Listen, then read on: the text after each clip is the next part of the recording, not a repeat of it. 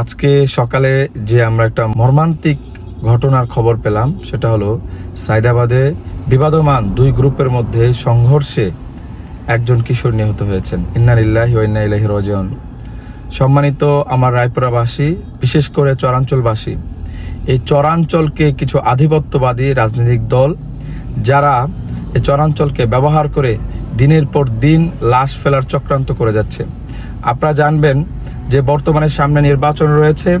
বর্তমান প্রশাসন নির্বাচনকে সুষ্ঠু করার জন্য নানাভাবে চেষ্টা করছেন, কিন্তু এই চেষ্টাকে ব্যাহত করার জন্য একটি গোষ্ঠী চরাঞ্চলে বিবাদমান গ্রুপগুলোকে তারা উস্কানি দিচ্ছে ঝগড়ায় লিপ্ত হওয়ার জন্য।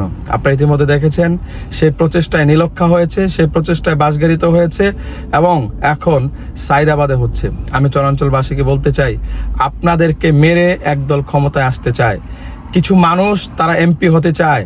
আপনারা সতর্ক হন।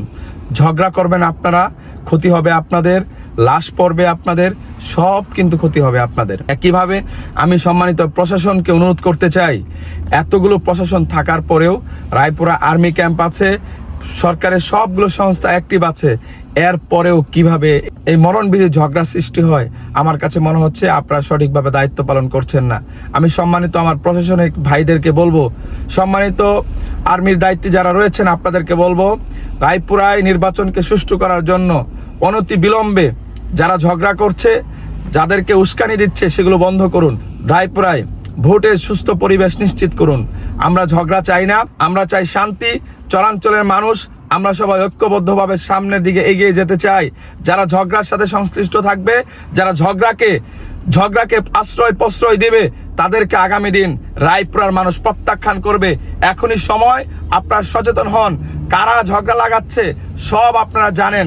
আমি আপনাদেরকে বলতে চাই, যারা নির্বাচনের আগে ঝগড়া লাগানোর প্রচেষ্টা চালায়, তারা নির্বাচনের আগে আপনাদেরকে উৎখাত করবে, আপনাদেরকে ধ্বংস করে ছাড়বে।